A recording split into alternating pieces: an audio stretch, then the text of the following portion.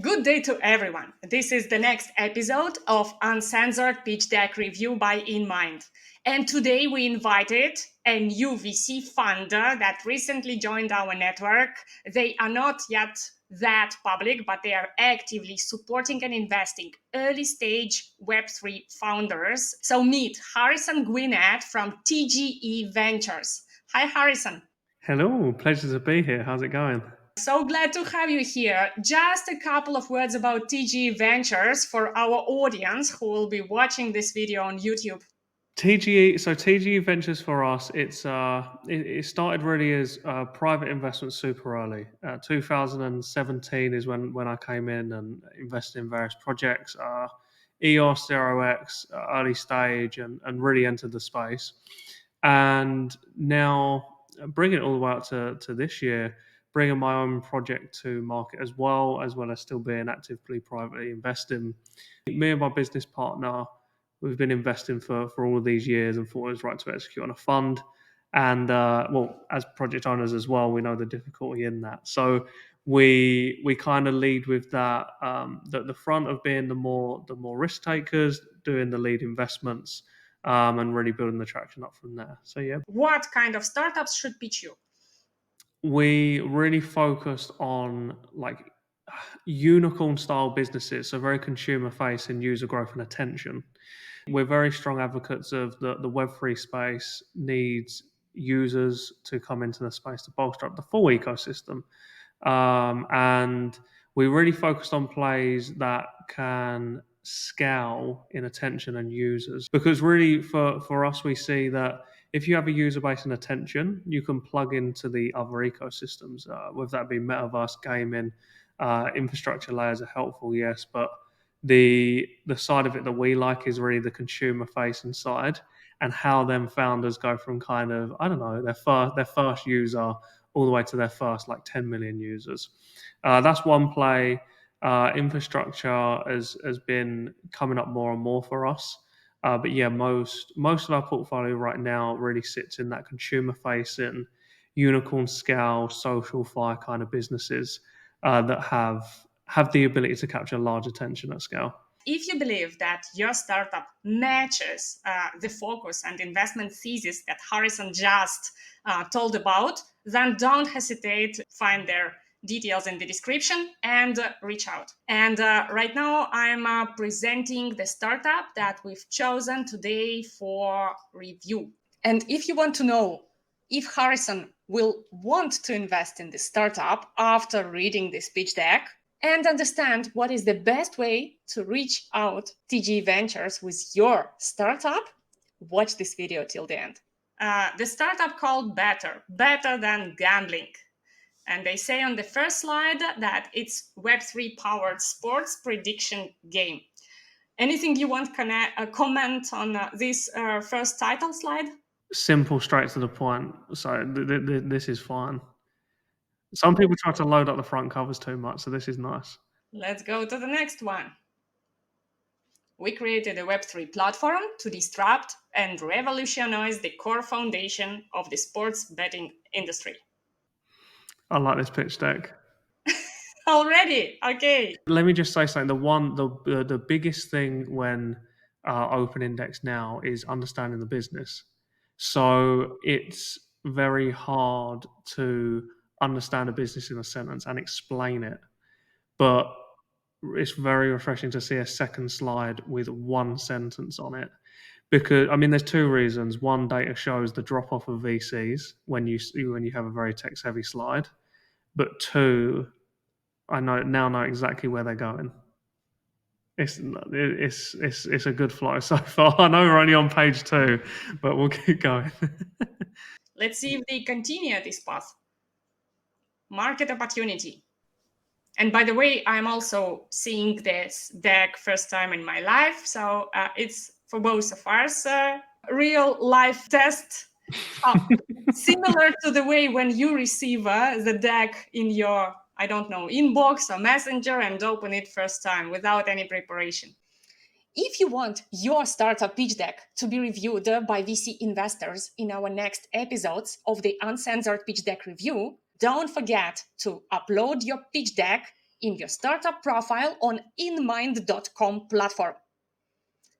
We will receive your notification that you've requested pitch deck review and put you in the queue for the next episodes with other VC funds in Web3. We are doing it to help you understand what works and what does not, what attracts VC attention and what turns them off. And of course, to help you craft your narrative and refine your own startup pitch deck. Do you read the tool market opportunity slide? I think opportunity slides are valid, but you need that warm up to understand why the opportunity is there. So, giving that full perspective to investors looking in, saying, okay, the problem in your industry right now is this, and this is not necessarily this is even why, but this is the problem. This is how either Web3 or a certain industry is changing now, and the opportunity should then follow that. So you have this nice kind of flow for an investor to go, okay, problem, why, solution. But yeah, one thing that's really screaming out to me on this page is the US flag, because of what's been going on in the US recently. And already I want to question them about their involvement in the US market right now, if they're pushing tokens. For me, it creates an impression that they are starting from some US market, then they expand to EU, and then they go to globe. So it's kind of tam sam som, right?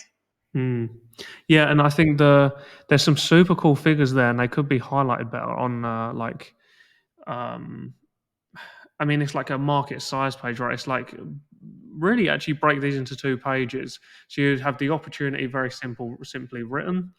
That makes sense.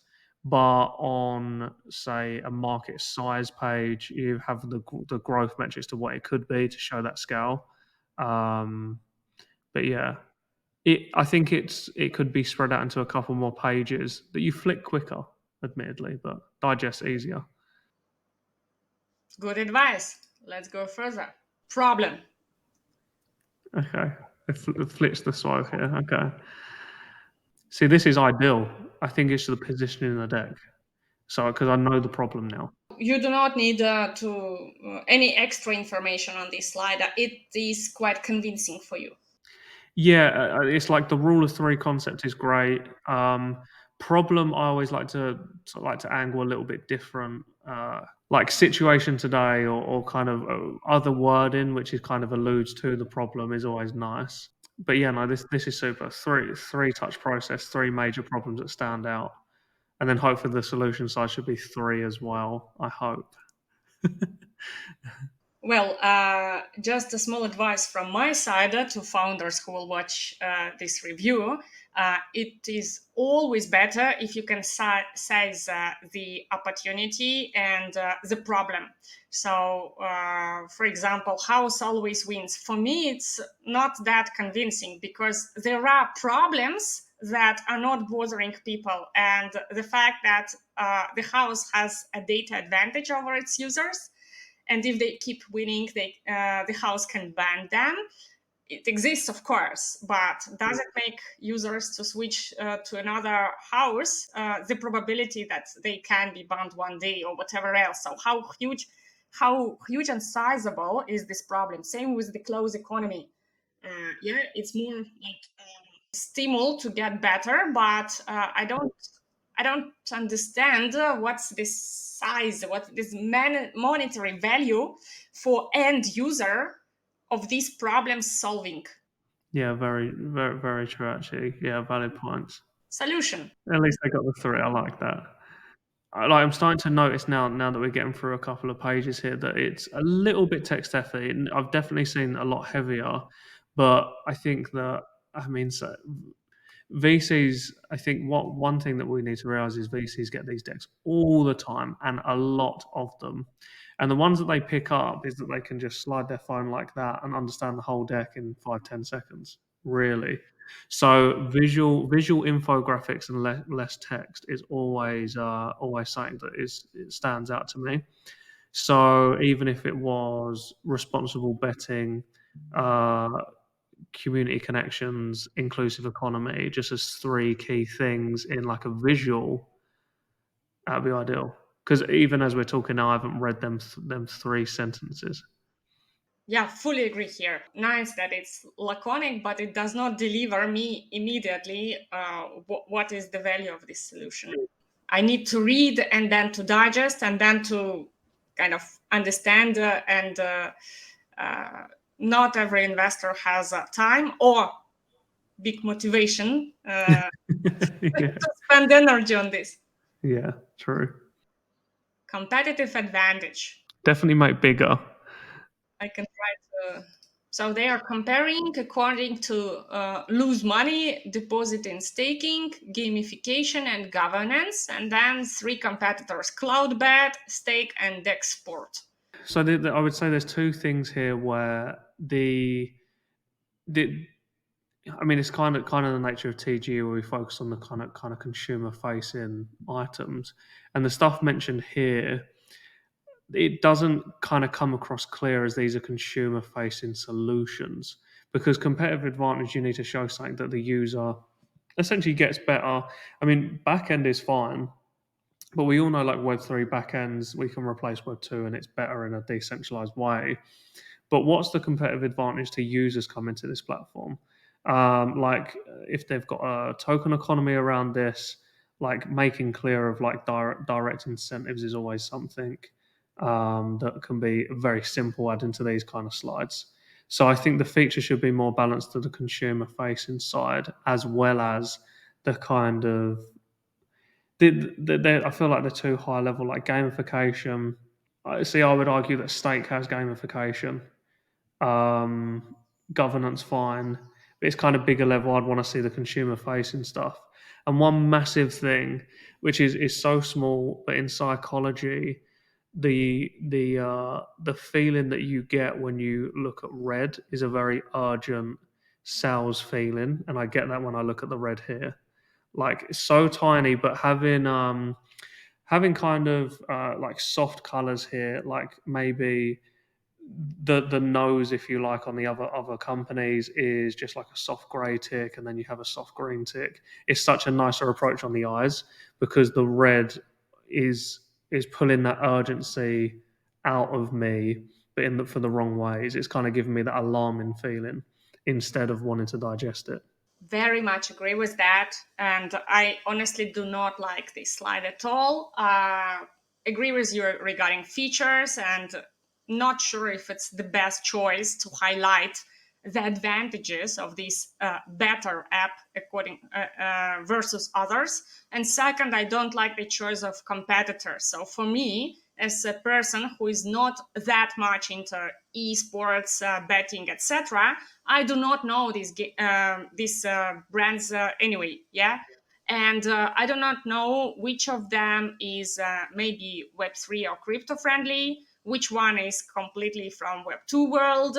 And we know that they probably have competitors in both worlds, uh, and Web2 world and Web3 world. So I would prefer better segmentation, better structuring, and more clearer view for investors. How do you compete with Web2 betting or esports things? And how do you compete with other Web3 stuff? Yeah, no, I like that. I like that.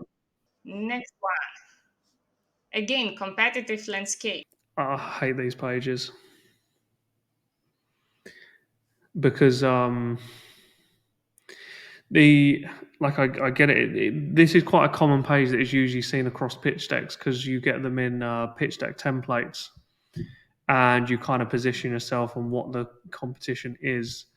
Um, but it's so vague and unmeasurable with kind of putting logos in different places that you can't measure what the difference is. I think the competitive landscape slide, you could kind of merge it into just one slide showing everything on that one slide, because really the same kind of ethos what they've shown here is the same on what is the other slide, just kind of shown differently. It's like you've still got Stake, you've still got Dex Sport there on the other slide, Cloudbet was on the other slide, and yeah, it's not it's not really clear why I should be looking at this page, especially when I start looking at bet with tokens, cash stakes, Web3 bet, and predict and earn. I feel like it should be merged into one kind of rule of three or four brands in one slide, and a bit softer than this. I feel like this is too spread out now for competitors and the advantages. For me, it's very, very confusing. For example, predict and earn, and then versus bet with tokens. It's not a contradictory thing. All of them actually are focusing on predict and earn, right? That's the soul of betting. Yeah. Better app. When you watch this video, please completely rebuild a competitive approach and competitive analysis. So we need other slides. These are not convincing for investors at all. Mhm. Product. Okay, so you see here, user buys a fun card. Mm-hmm. I have a big screen, but I still need to make an effort to read the text below. Yeah. It doesn't really tell me how it works. It tells me how a part of it works, and unless this is the full. But user buys a fan card on marketplace. They have predictions. They can win or lose. It's kind of the process map of it. And again, this consumer facing side, I'm still confused on what the product is consumer facing. And it could be taken as, is this now like NFT betting only?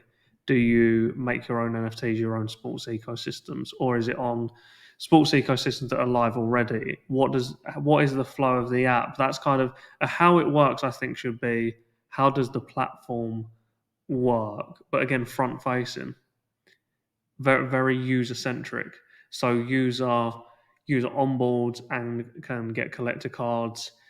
He is then offered like all these places to bet and stake on these different ecosystems. Win lose result, what happens on the lose result. It's not giving me the full flow, and I would love to see like either just a simple infographic of a user flow or the actual app flow of kind of I would say three max key pages of a user flow. Because I know you're saying the text at the bottom. I can't read that.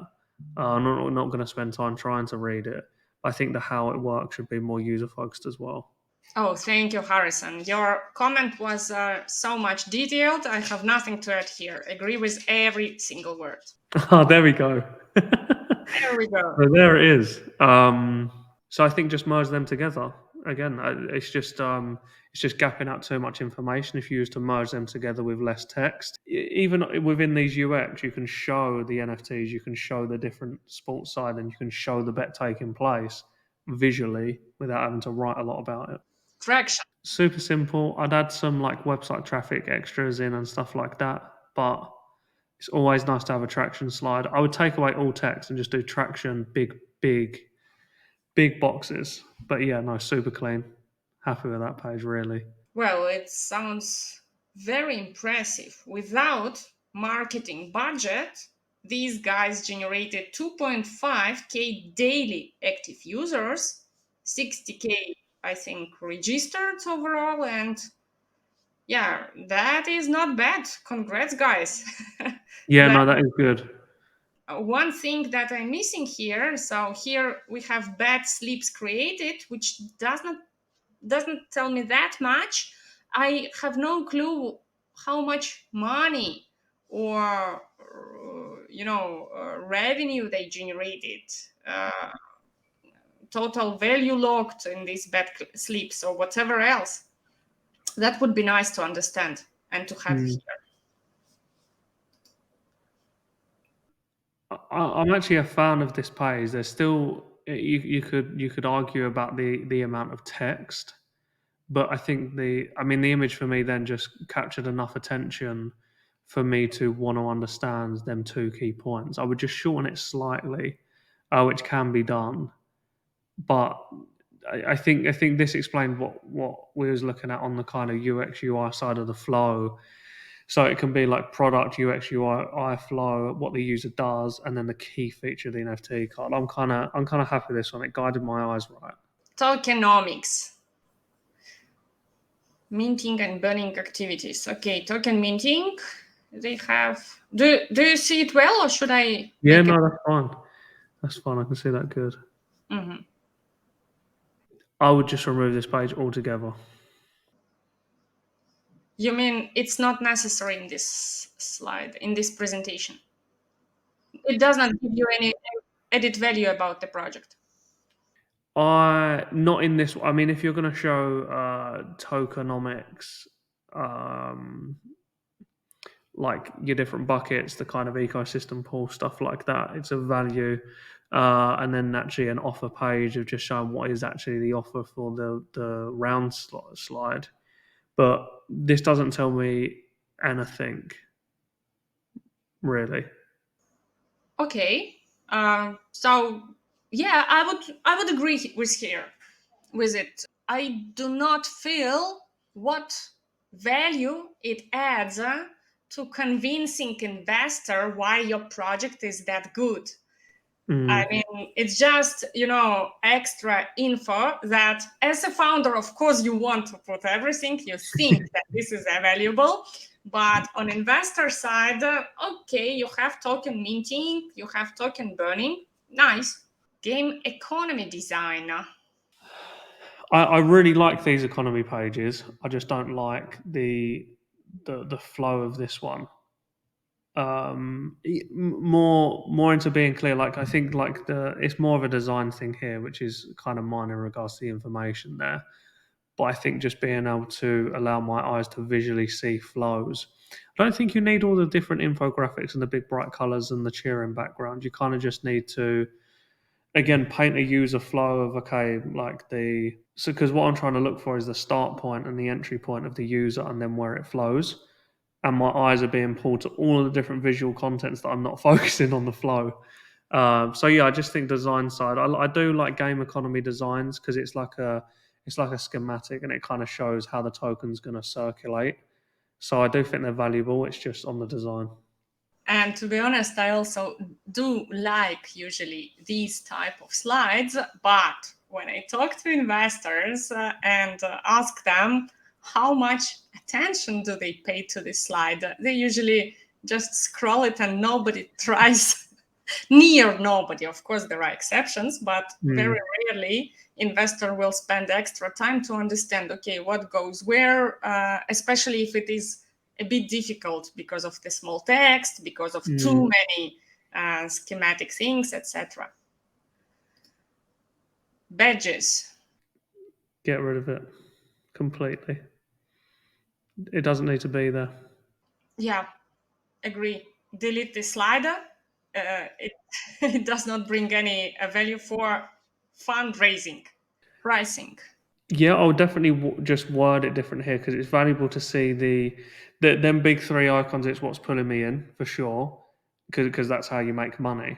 But I would say how we make money. How do we make money?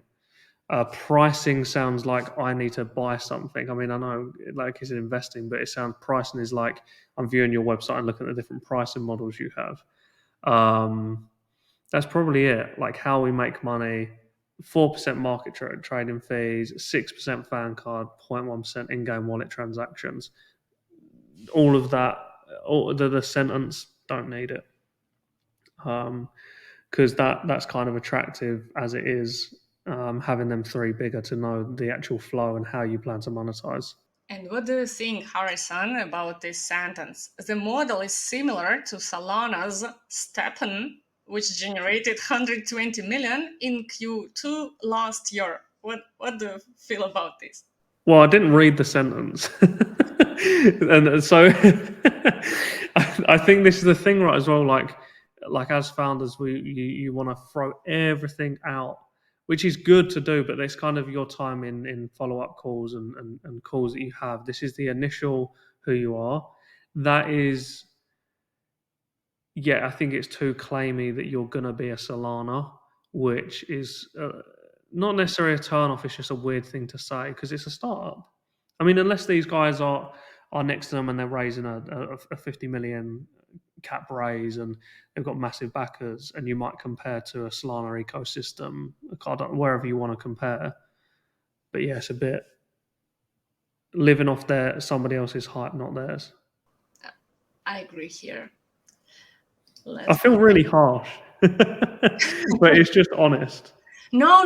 That's the sense of this, uncensored pitch deck reviews, and not just pitch deck reviews. We should not just be kind and sweet and diplomatic. Mm, We aim to show to founders the real thoughts of an investor behind the scenes. When you mm, receive the deck in your messenger, in your inbox, or from someone, yeah. And without talking to founders, without talking to your VC analysts, you open the deck the first time in your life, and then reading the slides, you actually decide, do mm, you want to move forward talking to founders, or sending it to your VC analyst, or you just move it to the bin. And so we true. want them to understand, how do you and other investors consider their slides. It's Mm. very important to be honest here. So thanks a lot for this, Harrison. Team slide, management and leadership team. Compliments to everybody facing the camera head on. There's this old saying about that being mischievous, and it goes back to animals, like how animals look at humans in the eyes, and it's like the pig is the only one that would look a human dead in the eye, and it shows honesty and trust.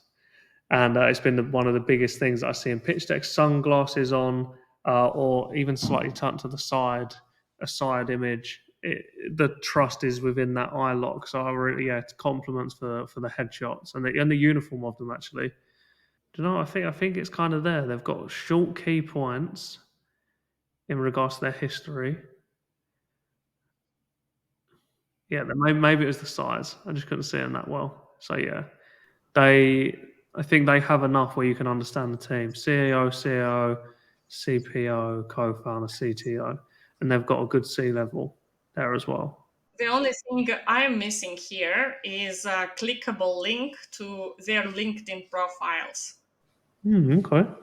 It's always nice to have it, because a lot of VCs and analysts during the due diligence, that they anyway will check socials of each team member, and yeah, it helps. Founding team is always a good way to word your team as well. Management sounds very corporate.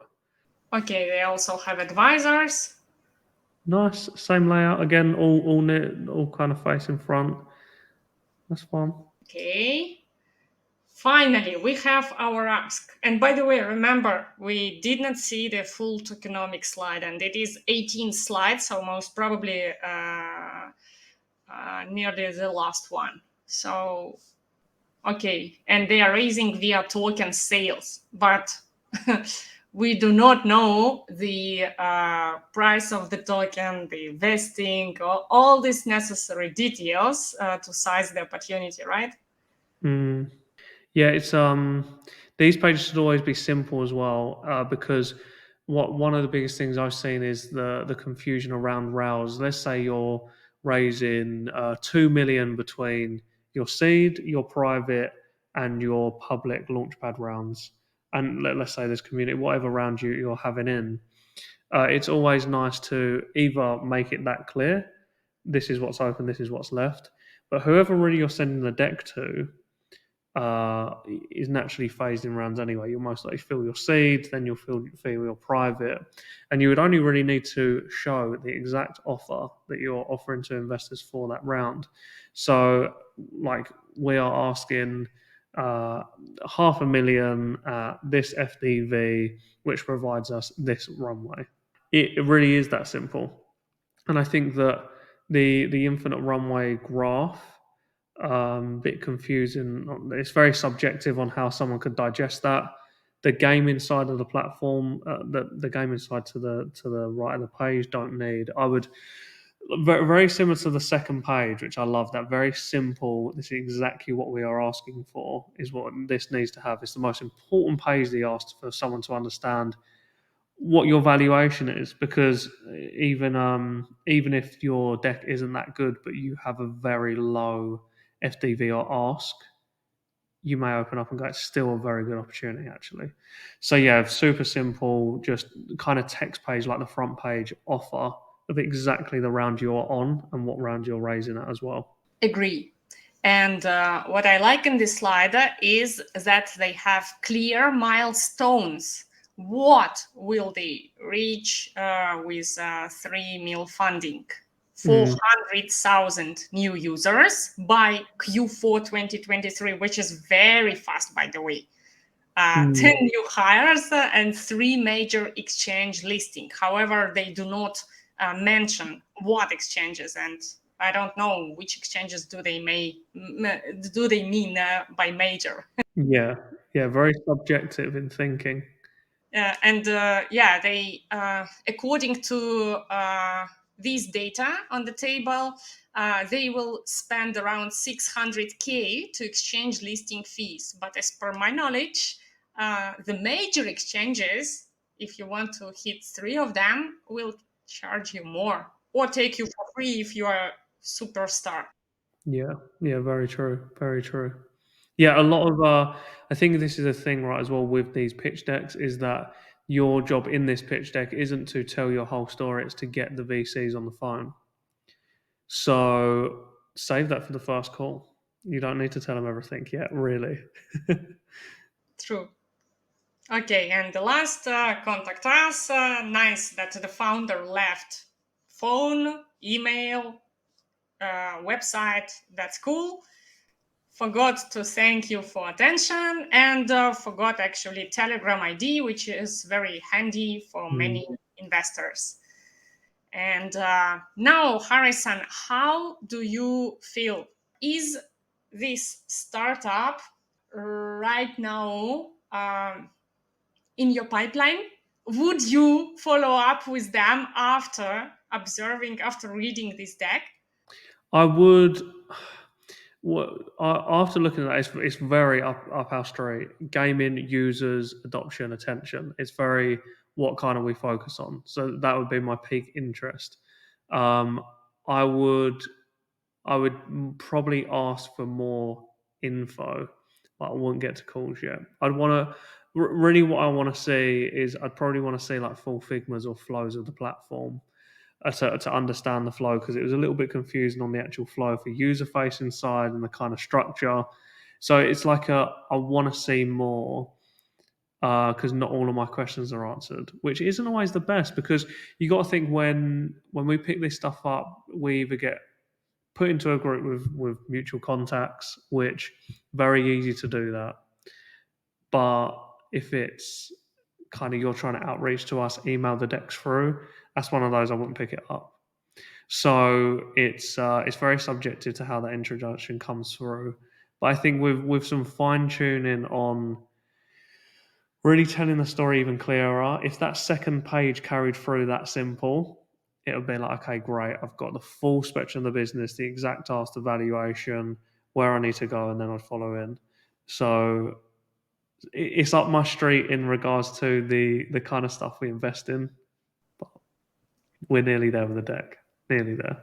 And if you score among other startups, so 10 is the one that you want to see in your pipeline and in your portfolio, and 0 pass, harsh pass. How this one will score? I would say it's very 50-50 because from a pitch deck review, everything's in order, the structure's there, it's in our niche. It's just it sounds so bad, but the effort to find out more, then there needs to be this very grabbing thing. And I think if it wasn't through a mutual contact, I may be subject to not follow up. Badly saying, but honestly saying, well, there's a lot of decks we get, and I probably wouldn't follow up unless it was through a contact. So yeah, probably 50-50. But small changes make the big difference for sure on this one. Mm-hmm. Okay, and the last question that, of course, will help all the founders watching this video.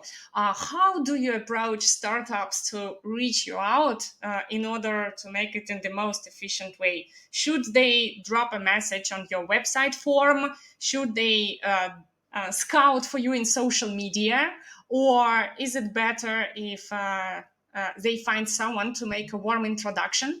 Warm introductions are great. I would say that LinkedIn is the place to go. Website and emails get missed because there's so many. But LinkedIn is one of those places where if you, one of the best conversions, having in your bio, we are raising capital. We're raising our pre-seed, we're raising our private round, and connect with these guys. Have some emails going in and make it super short. Hey, I know you're busy. Here's our data room. Here's all our socials. Let me know if you want to speak. Because all we'll do is look at it and go, that was quick to read. Click some links and go and follow up if you want to.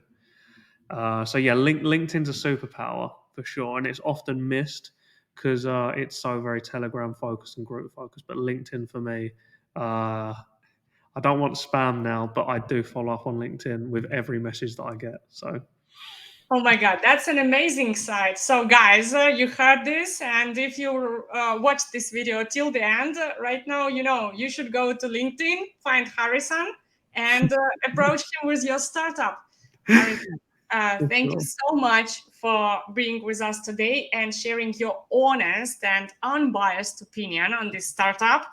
I wish you good luck with the TGE Ventures and hope to see you among the top active crypto VCs in the area during 23, 24, and the next bull run.